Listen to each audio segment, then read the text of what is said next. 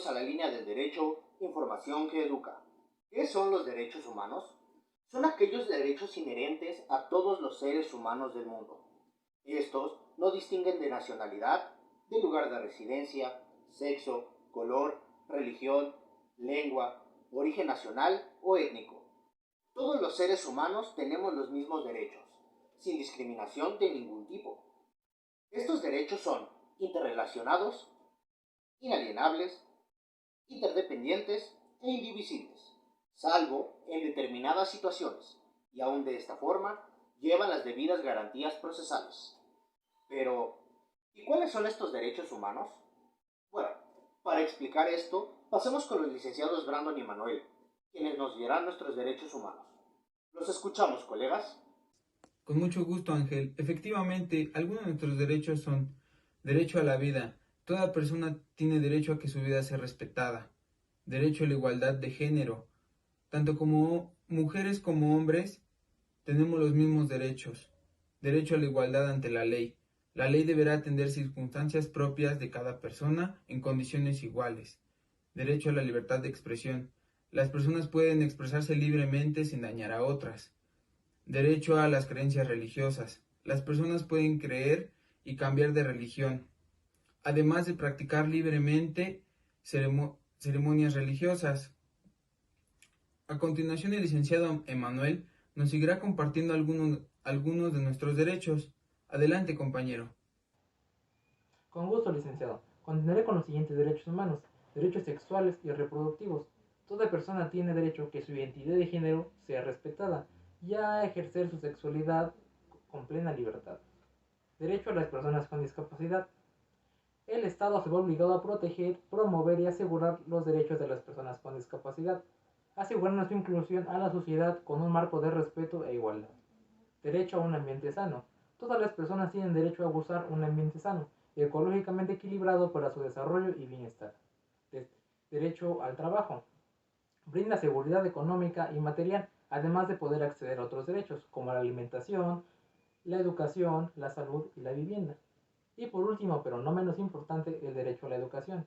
Todas las personas tienen derecho a la educación. Es por eso que en estados y municipios de México se brinda educación a nivel preescolar, primaria, secundaria y nivel medio superior, de manera laica y gratuita. Haciendo énfasis en nuestro derecho a la educación, pasaremos con la licenciada Rosario para que nos hable más del tema. Muchas gracias, colega Emanuel. El derecho a la educación es un derecho fundamental de los seres humanos que nos permiten adquirir todo conocimiento y alcanzar así una vida social plena. El derecho a la educación es vital para el desarrollo económico, social y cultural de todas las sociedades. Y por su carácter de derecho habilitante, la educación es un instrumento poderoso que permite a los niños y adultos que en caso de encontrarse social y económicamente en estado de marginación, da una posibilidad de salir de la pobreza y participar plenamente en la comunidad. Para ello, debe de existir la igualdad de oportunidad y acceso universal a este derecho.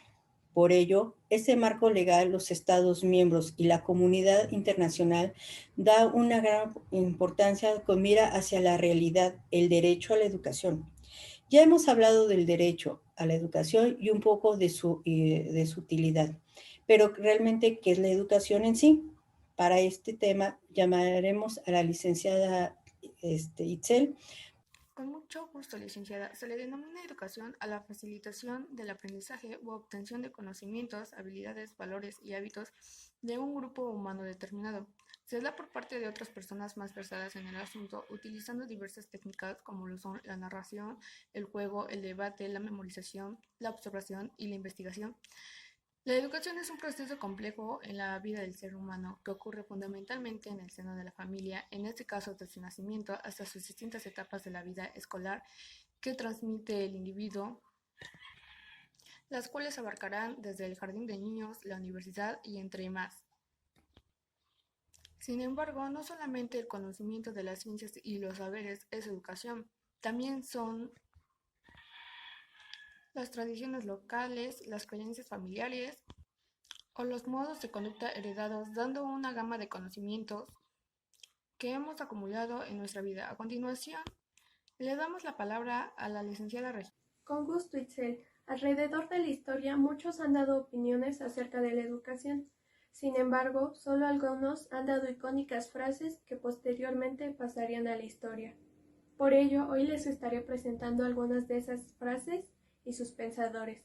Comenzaremos con el gran filósofo Aristóteles, quien nos decía que debemos dirigir nuestros sentimientos, como lo son el placer y el odio, hacia una función ética.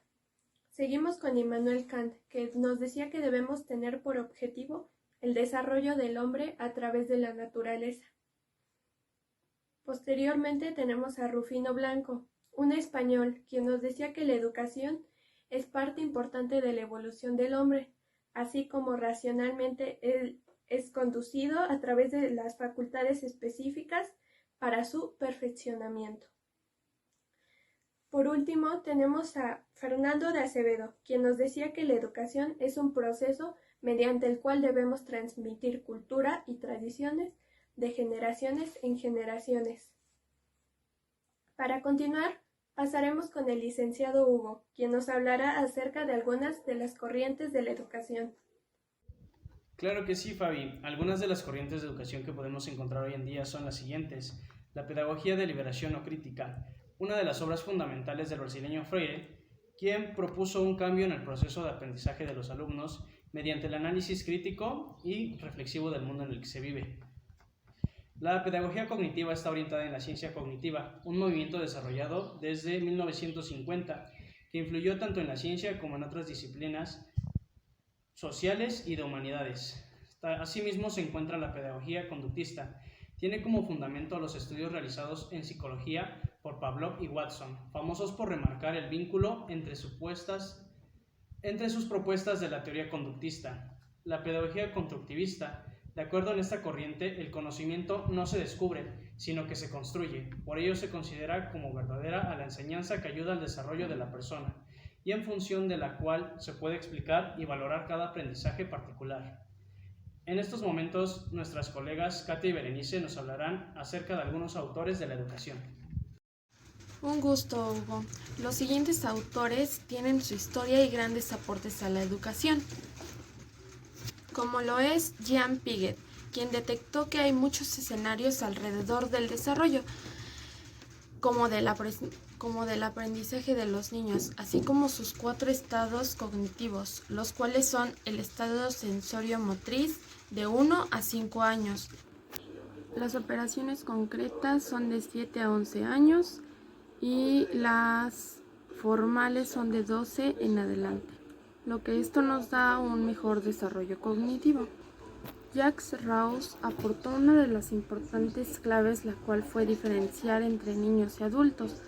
En cuanto a su aprendizaje, de igual modo marcaba que la razón de ser de la pedagogía era restaurar la infancia y el propósito de la libertad, mediante la actividad aprender por la propia experiencia y no tanto por lo que nos enseñen los demás.